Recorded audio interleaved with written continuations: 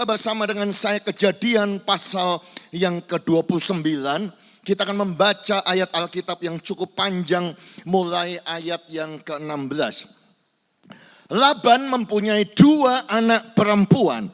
Yang lebih tua namanya Lea. Semua berkata Lea. Dan yang lebih muda namanya Rahel. Semua berkata Rahel. Lea tidak berseri matanya, tetapi Rahel itu elok sikapnya, cantik parasnya. Yakub cinta kepada Rahel, sebab itu ia berkata, aku mau bekerja padamu 7 tahun lamanya untuk mendapat Rahel anakmu yang lebih muda itu. Sahut Laban, lebih baiklah ia kuberikan kepadamu daripada kepada orang lain, maka tinggallah padaku. Jadi perhatikan ayat ini. Bekerjalah Yakub 7 tahun lamanya untuk mendapat Rahel itu. Tetapi yang 7 tahun itu dianggapnya seperti beberapa hari saja karena cintanya kepada Rahel. Sesudah itu berkatalah Yakub kepada Laban, berikanlah kepadaku bakal istriku itu, sebab jangka waktuku telah genap supaya aku akan kawin dengan dia. Lalu Laban mengundang semua orang di tempat itu dan mengadakan perjamuan. Tetapi waktu malam diambilnyalah Lea anaknya, lalu dibawanya kepada Yakub. Maka Yakub pun menghampiri dia. Tetapi pada waktu pagi tampaklah bahwa itu Lea. Lalu berkatalah Yakub kepada Laban, apakah yang kau perbuat terhadap aku ini? Bukankah untuk mendapat Rahel aku bekerja padamu? Mengapa engkau menipu aku? Jawab Laban, tidak biasa orang berbuat demikian di tempat kami. Mengawinkan adiknya lebih dahulu daripada kakaknya. Genapilah dahulu 7 hari perkawinanmu dengan anakku ini. Kemudian anakku yang lain pun akan diberikan kepadamu sebagai upah. Asal engkau bekerja pula padaku 7 tahun lagi. Maka Yakub berbuat demikian, ia menggenapi ke-7 hari perkawinannya dengan Lea. Kemudian Laban memberikan kepadanya Rahel anaknya itu menjadi istrinya. Yakub menghampiri Rahel juga, malah ia lebih cinta kepada Rahel daripada kepada Lea. Demikianlah ia bekerja pula pada Laban 7 tahun lagi. Ayat yang ke-31. Ini ayat yang menjadi tema atau judul khotbah ini. Ketika Tuhan melihat bahwa Lea tidak dicintai, bahwa Lea adalah wanita yang tidak dicintai. Dibukanyalah kandungannya, tetapi Rahel mandul. Amin. Oh jemaat JCC yang dikasihi Tuhan, pagi hari ini bukan satu kebetulan saudara ibadah ada di tempat ini. Tuhan mau mengajarkan kepada saudara dan kepada saya. Poin yang pertama yang saya mau tekankan, Tuhan adalah Tuhan yang mencintai yang tidak dicintai. Sekali lagi saya ulangi, Tuhan itu mengasihi orang yang tidak dikasihi. Sekali lagi, Tuhan itu memperhatikan orang yang tidak diperhatikan. Tuhan yang kita sembah yang namanya Yesus adalah Tuhan yang mendengar orang yang tidak pernah didengar. Oh, Tuhan kita adalah Tuhan yang menolong orang yang tidak ditolong. Mungkin ada di antara saudara hari ini datang ke gereja dan berkata, Pak, itu saya nggak dicintai, saya nggak pernah disayang, keadaanku buruk, saya nggak pernah diperhatikan. Percayalah saudara, apapun latar belakang saudara, Tuhan mencintai saudara. Yang percaya katakan amin. Kalau mau tepuk tangan jangan ragu-ragu, tepuk tangan yang meriah bagi Tuhan kita. Haleluya. Taruh tangan saudara di dada sambil berkata, saya percaya Tuhan mengasihi saya. Bisa lebih kuat lagi, katakan saya percaya Tuhan mencintai saya. Katakan amin. Dan untuk mengajarkan khotbah ini saya mau main drama saudaraku. Saya butuh 2 wanita yang menjadi Lea dengan Rahel. Mana Lea dengan Rahelnya? Haleluya. Ayo cepat. Ayo come, quick. Haleluya. Nah, jadi saudara-saudaraku, supaya saudara tahu, ya, satu duduk di sebelah sini, ya, satu duduk di sebelah sana. Nah, puji Tuhan. Ya, Cik Mehong yang mau jadi. Ayo kamu duduk. Ya, duduk dulu. Puji Tuhan, ya. Nah, jadi saudara-saudaraku, saudara lihat di sini, ini namanya Lea. Semua berkata, hai Lea. Nah, yang di sini namanya Rahel. Semua berkata, hai Rahel. Iya. Jadi Alkitab berkata saudaraku, Rahel ini saudaraku cantiknya Paul, saudara-saudaraku. Sorry ya, mereka nggak setuju ternyata. Padahal sekali lagi saya ulangi, Rahel ini Alkitab berkata elok parasnya, cantiknya Paul. Ya, tetapi saudara-saudaraku, jadi saya hari ini tidak berkhotbah tentang Rahel, tetapi saya mau berkhotbah tentang Lea supaya saudara ada di dalam sepatunya Lea. Karena apa? Kalau saudara jadi Lea, lahir dikatakan matanya tidak berseri, saudaraku. Ya. Pak, apa arti Alkitab mata tidak berseri? Saudaraku, terjemahan yang lain, saudaraku juling. Jadi matanya, saudaraku, itu tidak bisa fokus. Jadi kalau saudara berbicara dengan satu wanita, matanya satu lihat sana, satu lihat sini, saudaraku, pasti jelek, saudara. Saya orang Surabaya pasti welek, saudara-saudara. Pasti saudaraku jelek. Jadi maaf ya, sorry. Jangan tersinggung, haleluya. Jadi Lea ini saudaraku, artinya di dalam bahasa Ibrani saudaraku adalah tired, capek. Jadi kalau perempuan itu capek, pasti jelek saudara-saudaraku. Jadi saudaraku, yang di hadapan saudara ini lahir dalam keadaan yang tidak baik. Karena apa? Dia jelek. Matanya tidak berseri, ada satu cacat di matanya. Tetapi dia punya adik saudaraku Rahel, begitu cantiknya luar biasa. Sehingga saudara bisa bayangkan dia ini Miss Universe. Kalau Rahel itu jalan saudaraku, semua cowok-cowok dari yang muda sampai om-om kakek-kakek, sweet begitu saudara-saudara. Karena cantik. Ya, jadi saudara bisa bayangkan kalau saudara jadi Rahel, Tuhan. Salahnya siapa? Satu papa, satu mama. Kenapa aku lahir jelek? Kenapa adikku cantik? Kenapa aku lahir jelek? Kenapa adikku cantik? Setiap kali Valentine Day, saudaraku, yang kirim bunga, yang kirim coklat, yang kirim kartu, begitu banyak Rahel terima banyak ucapan cinta. Tetapi dia tidak pernah merasakan cinta sama sekali. Setiap kali Valentine gak ada yang kirim bunga. Saudara, kalau jadi Lea bagaimana? Tiba-tiba datang seorang pria saudaraku yang namanya Yakub, yang kita semua tahu akhirnya dia berubah menjadi Israel. Yakub itu cinta kepada Rahel. Yakub itu langsung jatuh cinta pada pandangan yang pertama. Sehingga Yakub berkata kepada calon mertuanya, aku siap kerja 7 tahun untuk mendapatkan Rahel. Saudara bisa bayangkan ya, dia bekerja keras Yakub itu saudara-saudaraku. Dan bekerjanya itu luar biasa. Domba dan kambing betina tidak pernah keguguran. Yang jantan dari kambing domba tidak pernah dimakan. Yang diterkam oleh binatang buas tidak pernah kubawa kepadamu. Aku sendiri yang menggantinya. Yang dicuri orang waktu siang, waktu malam. Itu yang dituntut aku dimakan panas hari waktu siang. Dan kedinginan waktu malam. Mataku jauh daripada tertidur. Yakub bekerja dengan keras, gak dibayar. Upahnya adalah untuk mendapatkan Rahel, saudara-saudara. Dan kerja yang separah itu, kerja yang sekeras itu, dimakan panas waktu siang, tidak pernah tidur, jarang tidur kedinginan, hanya untuk mendapatkan Rahel. Dan yang 7 tahun itu dianggap cuma beberapa hari saja. Ini adalah satu kisah cinta yang terbesar di dalam dunia. Jadi saudaraku, kalau saudara bicara tentang the greatest love story, itu bukan Romeo dan Juliet karya daripada William Shakespeare, saudaraku. Bukan. Banyak orang berkata, oh, kisah cinta yang terindah adalah Elizabeth Bennet dengan Mr. Darcy. Ya, di dalam novel Jane Austen, Pride and Prejudice. Saya bilang bukan.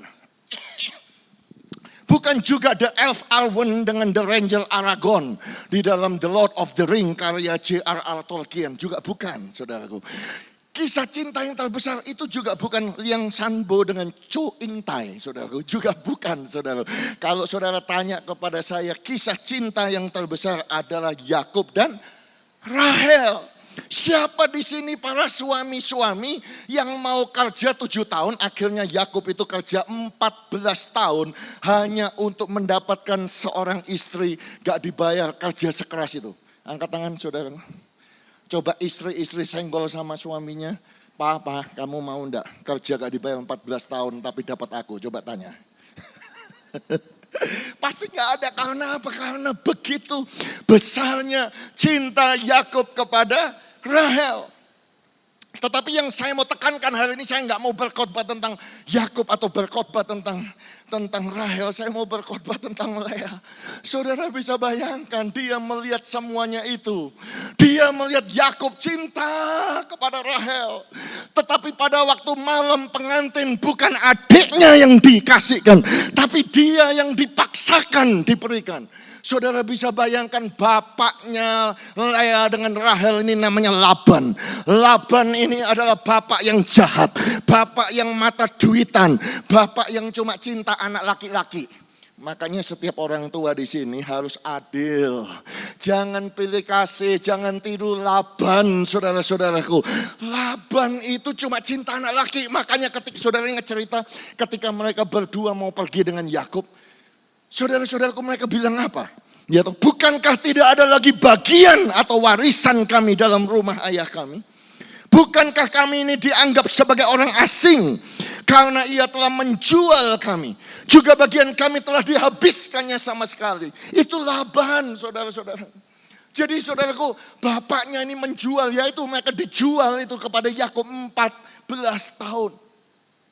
Tetapi yang saya mau tekankan sekali lagi, saya mau berkhotbah tentang wanita yang tidak dicintai. Lea tidak pernah mendapatkan cinta daripada adiknya. Dia tidak mendapatkan cinta dari bapaknya sendiri.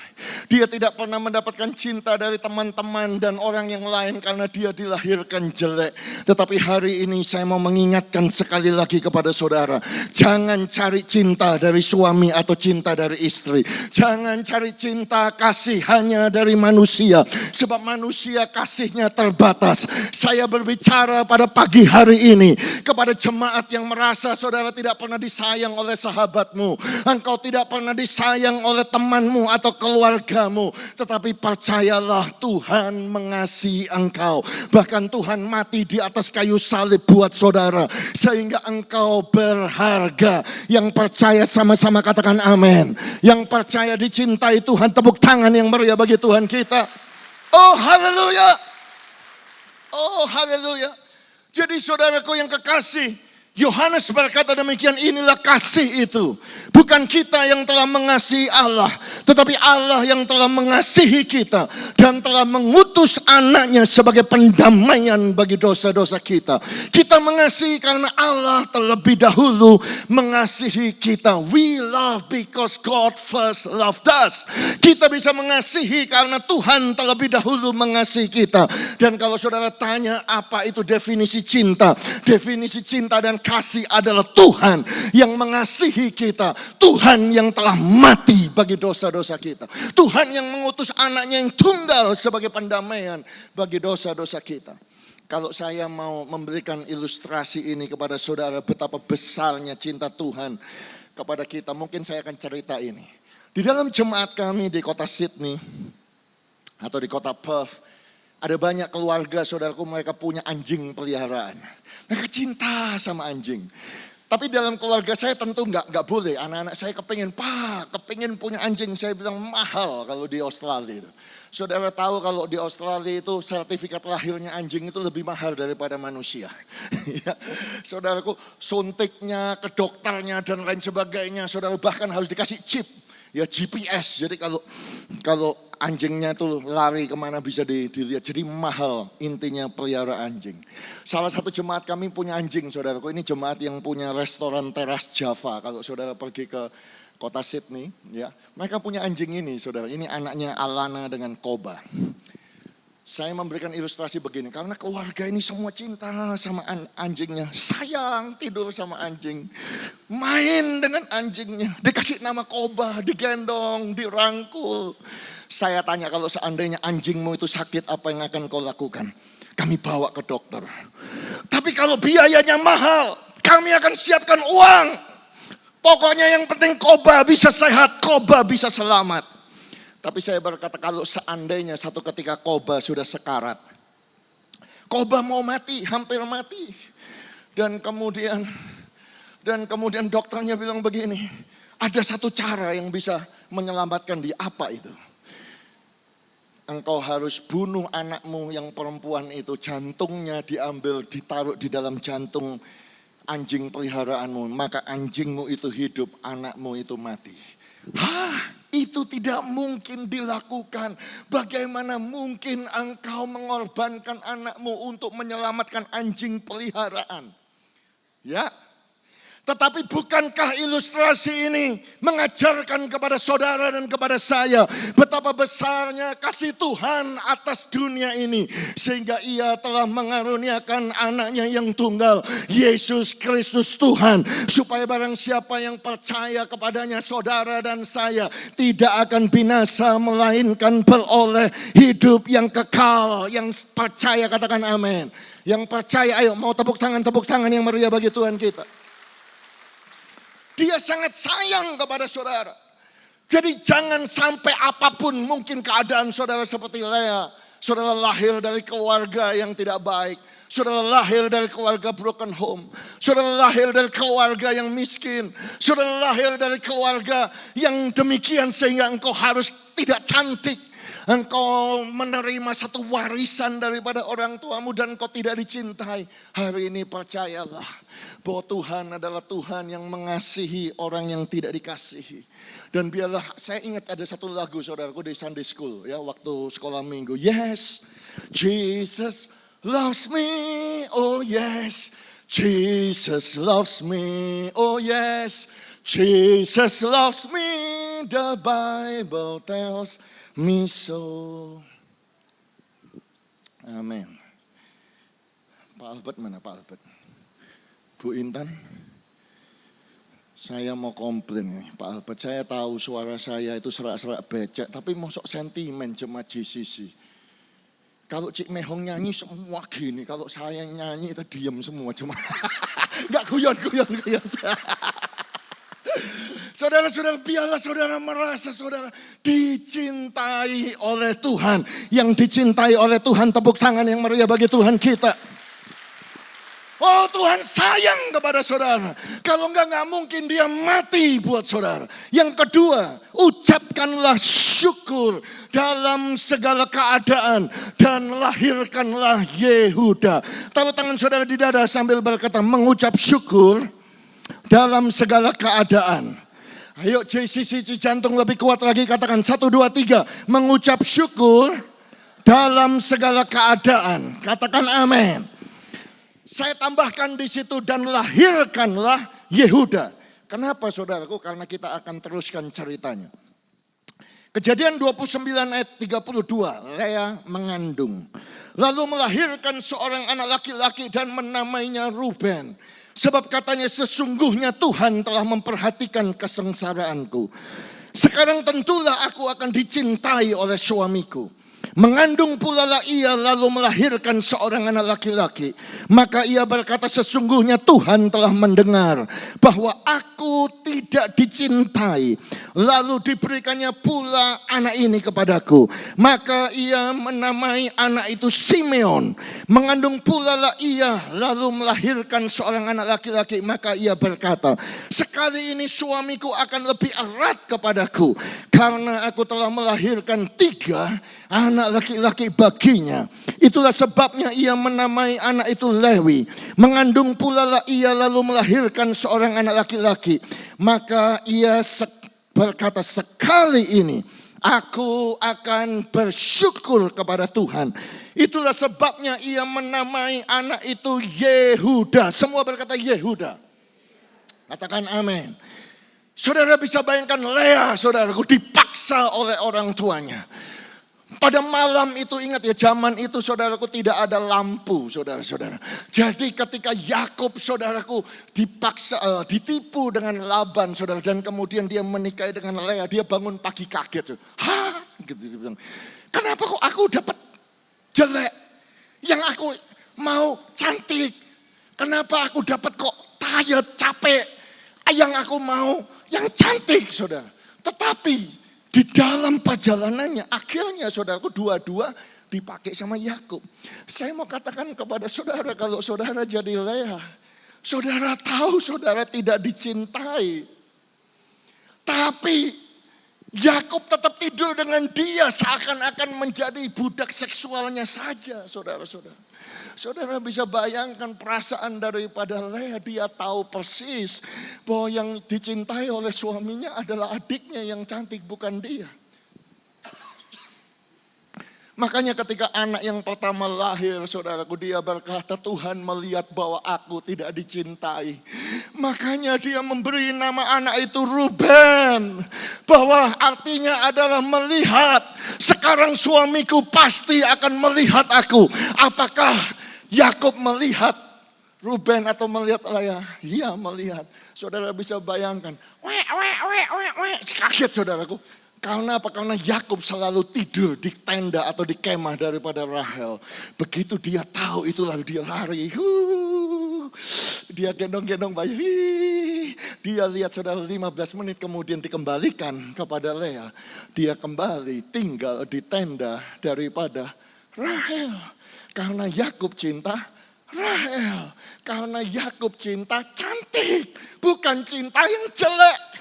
Saudara bisa bayangkan kalau saudara jadi Lea. Tetapi dia mengandung pula yang kedua. Dan dia berkata, Tuhan tahu bahwa aku tidak dicintai. Maka Tuhan membuka kandunganku. Dan anak yang kedua ini diberi nama Simeon. Yang artinya mendengar. Karena suaminya tidak pernah mau mendengar dia. Apakah suaminya sekarang mendengar dia? Yes. Langsung saudaraku Yakub, saudaraku, dari tenda si cantik berlari kepada tenda daripada yang jelek. Kemudian gendongan, lucu ya. 30 menit kemudian dikembalikan. Kemudian dia kembali tinggal di tenda si cantik. Karena Yakub cinta si cantik. Saudara bisa bayangkan perasaan daripada Lea. Oh, kemudian dia mengandung pula yang ketiga. Tuhan itu baik. Tuhan tahu bahwa aku tidak dicintai. Dan dibukanya kandunganku. Sekarang bayi laki-laki ini diberi nama Lewi. Yang artinya to join, yang artinya lebih erat. Karena apa? Karena dia tahu suaminya tidak pernah mau erat dengan dia. Apakah sekarang suaminya mau erat dengan dia? Yes. Saudaraku, Yakub lari ketika mendengar ada anak laki-laki yang ketiga. Oh, dia gendong mungkin 1 jam, saudara-saudaraku. Ini saya cuma kasih gambaran kepada saudara. Kemudian bayi itu dikembalikan, dia kembali pulang. Malam itu tinggal tidur di tenda daripada si cantik. Bagaimana perasaan daripada Lea? Karena dia sudah punya Ruben untuk melihat, tapi suaminya gak pernah melihat dia. Dia sudah punya Simeon yang artinya mendengar, supaya suaminya mendengar, tapi suaminya pun tidak mau mendengar. Dia sudah punya Lewi yang artinya supaya erat, supaya join, tetapi tetap suaminya gak mau erat. Saya mau sampaikan kepada saudara jemaat JCC yang saya kasihi. Buka roh saudara besar-besar. Karena ada satu perubahan yang dahsyat di dalam karakter daripada Lea. Satu perubahan yang dahsyat yang terjadi di dalam iman daripada Lea. Lea punya iman, Lea punya satu pengharapan. Dan ketika dia diperlakukan tidak adil, ketika dia tidak dilihat, tidak didengar, suaminya tidak mau memperhatikan dia. Tetapi ketika anak yang keempat itu lahir, dia berkata, sekali ini, sekalipun aku sudah punya Ruben yang artinya melihat suamiku tidak melihat, enggak masalah. Sekalipun aku sudah punya Simeon, suamiku tidak mau mendengar karena arti Simeon mendengar, enggak masalah. Sekalipun aku sudah punya Lewi supaya erat tapi suamiku enggak erat sama aku, enggak masalah. Karena sekali ini namamu adalah Yehuda. I will bless the name of the Lord. Aku akan memuji nama Tuhan. Jemaat JCC, walaupun engkau tidak didengar, engkau tidak dilihat, tidak ada yang memperhatikan engkau, jangan engkau tinggalkan Tuhan. Jangan kau berhenti berdoa, jangan kau berhenti menyanyi, tetapi biarlah engkau dan saya seperti iman Lea. Kita akan terus memuji, kita terus berkata Tuhan itu baik. All the time and all the time God is good. Yang percaya katakan amin. Yang mau mengucap syukur, tepuk tangan yang meriah bagi Tuhan kita. Ayo lebih kuat lagi bagi kemuliaan Tuhan kita. Haleluya. Haleluya. Jadi ada satu perubahan karena Lea melahirkan pujian, Yehuda melahirkan ucapan syukur. Dalam segala hal dia mengucap syukur. Dia berubah. Tetapi Rahel akhirnya iri. Akhirnya dia cemburu, saudara. Cemburulah ia kepada kakaknya. Lalu berkata kepada Yakub, berikanlah kepadaku anak. Ayo kasih aku anak, kalau enggak aku mati. Maka bangkitlah amarah Yakub terhadap Rahel. Dan ia berkata, akukah pengganti Allah yang telah menghalangi engkau mengandung? Bapak Ibu, akhirnya Rahel pahit hatinya. Lea, saudara-saudaraku, yang dulu ugly, yang jelek, sikapnya mungkin pahit, gak suka. Kenapa gak terima? Akhirnya jadi manis. Karena apa? Karena dia melahirkan pujian. Karena dia melahirkan satu iman. Tetapi Rahel, saudaraku, akhirnya dia cemburu. Makanya saya berkata kepada saudara, akhir hidup daripada Rahel gak bagus. Kenapa saudaraku? Karena ketika dia melahirkan anak dalam kesakitan, saudara. Ya, anak itu akhirnya diberi nama Ben-Oni. Ingat pada waktu dia mati. The son of my sorrow. Anak daripada penderitaanku. Saudara-saudaraku, matinya sengsara dia. Makanya kalau saudara belajar Alkitab. Ketika bangsa Israel diserang oleh Babilonia. Ketika bayi-bayi itu dibunuh, saudaraku. Di Yeremia pasal 31 terdengar ratapan, tangisan yang pahit. Rahel menangisi anaknya. Saudara ingat ketika Raja Herodes membunuh bayi-bayi itu, saudara-saudara. Bukankah akan terdengar tangisan seperti Rahel? Karena apa? Karena akhir hidupnya tragis. Dia harus mati dengan lebih awal, mati lebih muda. Tetapi Lea, saudara-saudaraku, berbeda. Karena dia melahirkan ucapan syukur. Hidupnya lebih panjang. Ada satu kata pepatah, saudaraku, yang saya mau tunjukkan kepada saudara. The longer I live, the more thankful I am. Semakin lama aku hidup, maka aku akan semakin mengucap syukur. Kelihatannya kata ini, kata bijaksana ini bagus. Tetapi sebetulnya ada salahnya, saudara. Bukan karena kita hidup panjang kemudian kita lebih mengucap syukur, terbalik. Semakin saudara mengucap syukur lebih lama, semakin saudara umur panjang. Ada saudara, ini bukan hanya sekedar kata-kata. Saudara tahu sekolah Harvard T.H. Chan School of Public Health yang dibangun di 1913, ya, Harvard MIT School of Health. Mereka bilang apa? Experience gratitude associated with greater longevity among older adults. Artinya apa? Semakin kau penuh dengan ucapan syukur, semakin engkau terima kasih kepada Tuhan, semakin panjang hidup saudara, semakin panjang usia saudara. Berapa banyak yang kepengen punya umur panjang di tangan kanan, di tangan kiri kekayaan dan kehormatan. Angkat tangan saudara.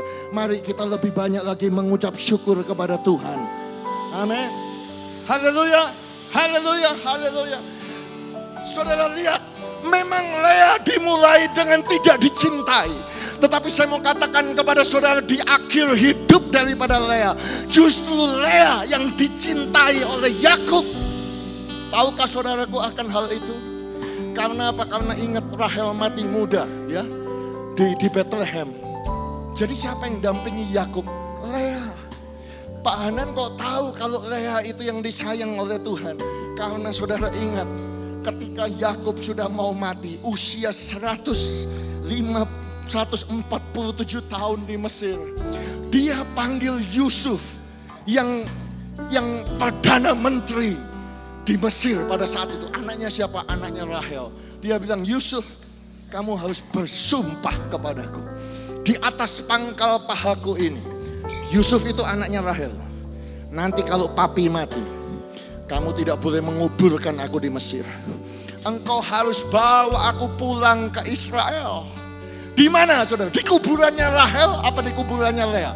Bukan di kuburannya Rahel, saudara-saudara. Padahal yang bisa bawa mayat daripada Yakub Israel itu ya Yusuf, karena dia adalah Perdana Menteri. Saudaraku, dia ngomong begini kepada Yusuf, apabila aku nanti dikumpulkan kepada kaum leluhurku, kumpulkanlah aku di sisi nenek moyangku dalam gua yang di ladang Efron, orang Het itu. Dalam gua yang di ladang Makpela di sebelah timur Mamre di tanah Kanaan. Ladang yang telah dibeli Abraham dari Efron orang Het itu untuk menjadi kuburan milik. Perhatikan, disitulah dikuburkan siapa? Abraham dan Sarah. Disitulah dikuburkan siapa? Ishak dan Ribka istrinya. Dan disitulah aku kuburkan Lea. Aku yang ngubur Lea. Walaupun dia mulai dari tidak dicintai, tetapi pada akhirnya Lea lah yang dicintai. Amin. Saudara-saudara, dan kalau saudara tanya kepada saya, saudara tanya kepada orang Israel, saya sudah ke Israel puluhan kali, saudara-saudara. Kalau saudara tanya sama orang Israel, kamu itu keturunannya siapa? Mereka semua akan bilang, kami keturunannya Rahel apa keturunannya Lea? Mereka semua akan bilang, kami keturunan Lea. Kenapa? Bukankah Lea itu yang melahirkan Lewi? Bukankah Lewi adalah suku yang dikhususkan, saudara-saudaraku, untuk melayani Tuhan? Bukankah dari Lewi itu datang Amran dengan Yokebed, yang namanya masuk dalam Ibrani pasal yang ke-11, daftar para pahlawan iman? Dan bukankah dari Amran dan Yokebed itu lahir, saudaraku, nabiah yang pertama namanya Miriam, pemimpin pujian pertama. Miriam lahir imam besar yang pertama yang namanya Harun, dan lahir penyelamat Israel yang namanya Musa, yang membawa kitab Taurat itu. Sehingga kalau saudara tanya orang Israel hari ini, engkau bisa ada dan bisa beribadah semua karena keturunan daripada Lea. Dan kalau saudara tanya juga orang Kristen, kamu itu kita ini keturunannya siapa? Keturunannya Rahel atau keturunannya Lea? Bukankah saudara ini dan saya adalah keturunan dari pujian dari Yehuda? Itu sebabnya saudaraku, Yakub memberkati Yehuda. Yehuda, tongkat kerajaan tidak akan beranjak daripadamu. Lambang pemerintahan ada di dalam bahumu. Maka akan takluk semua bangsa-bangsa kepadamu. Itu sebabnya Yesus Kristus harus lahir dari suku Yehuda. Lahir daripada keturunan Daud. Lahir dari mana? Dari iman seorang wanita yang tidak dicintai. Itu sebabnya Yesus di dalam Wahyu, saudaraku, janganlah engkau takut, sebab singa dari suku Yehuda, Yesus Kristus telah menang. Amin. Ayo kita tepuk tangan yang meriah bagi Tuhan kita. Thank you. Ayo kita berdiri dulu, kasih hormat sama jemaat. 1, 2, 3. Cheers.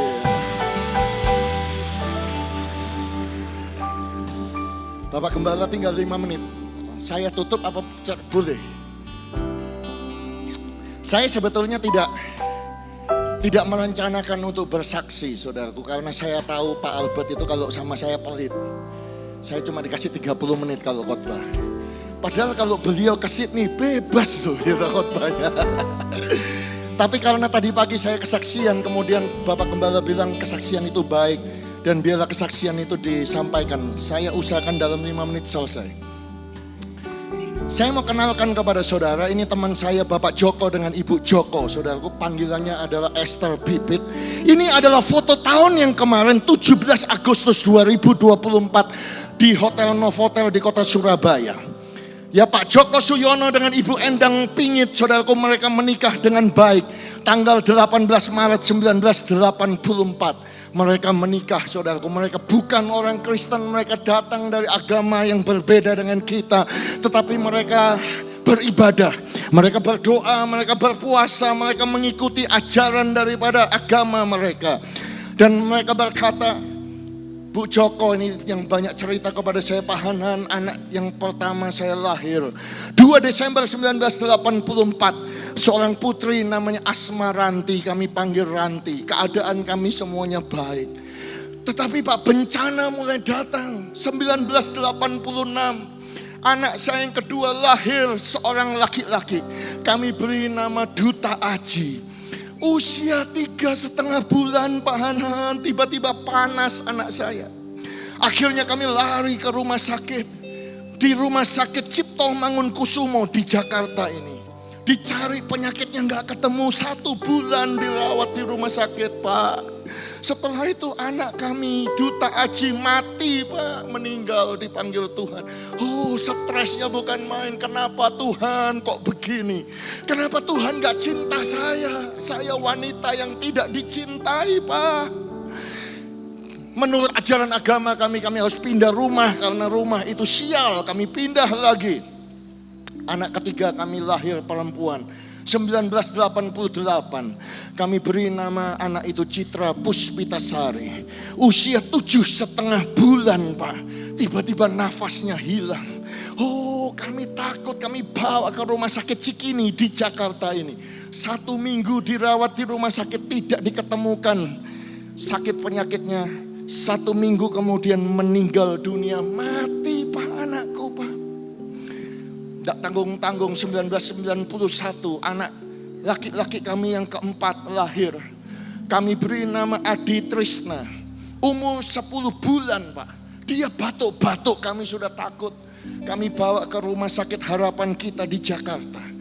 Kami mulai panggil, kami minta dokter harus yang dari luar negeri, dokter bule. Ditangani 3 bulan Pak. Enggak ada sakit penyakitnya. 3 bulan kemudian meninggal dunia, mati. Ibu Joko berkata, Pak, saya merasa stres, saya merasa bingung kenapa itu bisa terjadi. 3 mati semuanya. Saya merasa saya tidak dicintai. Kadang-kadang saking stresnya, pagi-pagi dia bisa ngomong, Pak, ayo pergi ke rumah sakit. Anak kita di rumah sakit. Bapaknya bilang, Bu, anak kita sudah mati, Bu, sudah mati. Dalam keadaan hancur, dalam keadaan remuk, dalam keadaan merasa tidak diperhatikan, tidak didengar. Tidak ada yang mau sayang dengan dia, tidak dicintai. Dia mulai berdoa, dia mulai berpuasa. Dia berkata, Pak, saya mulai sembahyang Pak, 5 bulan saya puasa. 1 hari Pak, jam 2 pagi tiba-tiba di kamar saya muncul seorang yang putih terang benderang. Saya gak bisa lihat wajahnya. Tiba-tiba saya mendengar suara, ikutlah aku. Aku adalah jalan, kebenaran, dan hidup. Dan karena dia bukan orang Kristen, dia gak tahu itu siapa Tuhan itu.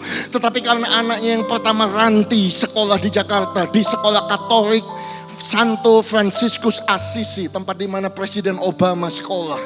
Ya, dia tanya kepada ibu-ibu di sana, Bu, siapa yang datang? Aku berdoa puasa 5 bulan. Pagi-pagi jam 2 datang, terang sekali. Aku gak bisa lihat wajahnya, putih bersinar semua. Berkata, itu Tuhan Yesus Bu. Itu Tuhan Yesus. Dia ngomong, mana mungkin aku bukan orang Kristen. Kok Tuhannya orang Kristen mau datangi aku? Ibu harus pergi ke gereja Bu. Bagaimana saya ke gereja kalau suamiku imam tahu? Mati aku dibunuh sama suamiku. Tetapi ibu harus ke gereja. Akhirnya karena dia remuk hati, kehilangan 3 bayinya, saudara-saudaraku. Akhirnya Bu Joko pergi ke sebuah gereja di Jakarta hari Rebo. Gak berani hari Minggu, doa malam. Dia berkata, Pak, saya datang ibadah, duduk dengar pujian. Oh, saya nangis Pak, saya nangis. Terus nangis dari awal sampai akhir, nangis terus. Sampai pulang nangis, saya gak tahu kenapa. Saya rasanya beban itu. Rasanya yang saya beban dosa yang besar itu tiba-tiba hilang Pak, diangkat. Saya merasa ada damai sejahtera melampaui segala akal. Oh, memelihara hati saya. 3 bulan kemudian saya serahkan hidup saya untuk Tuhan Yesus dan dibaptis.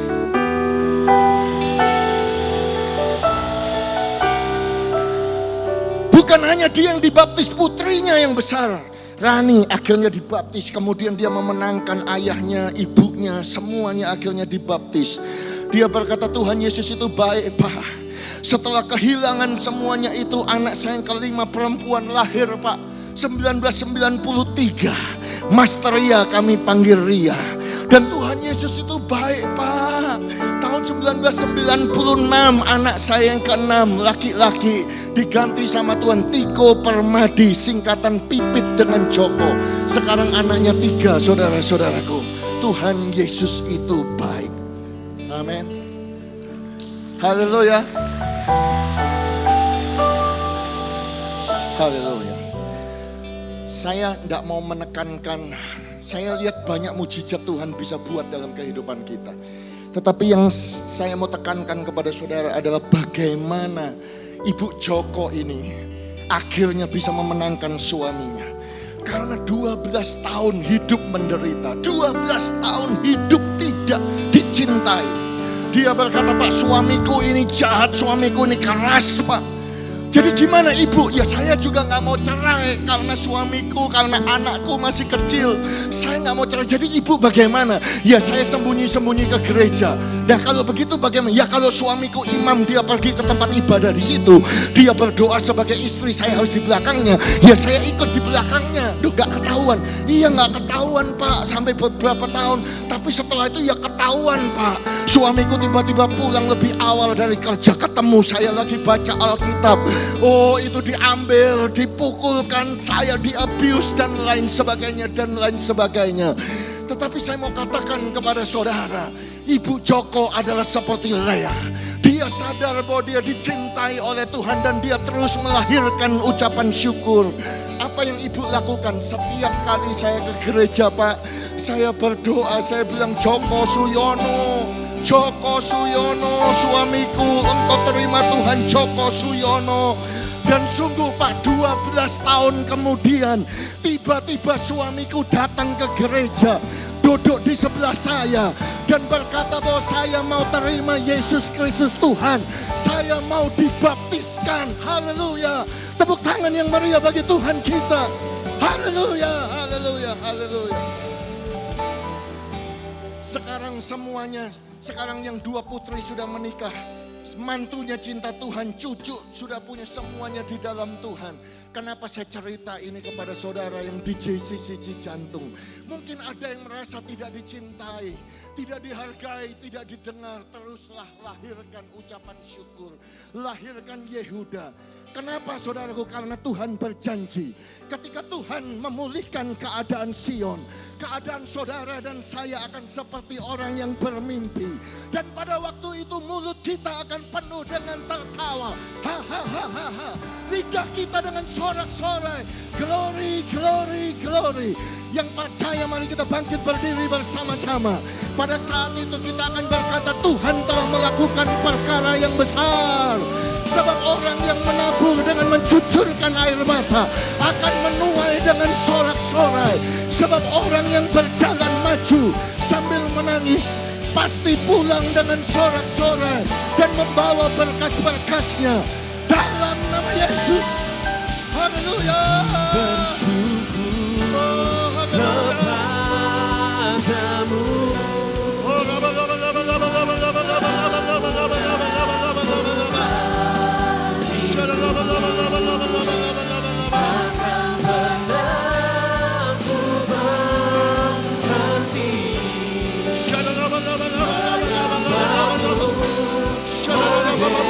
Takkan pernah ku berhenti.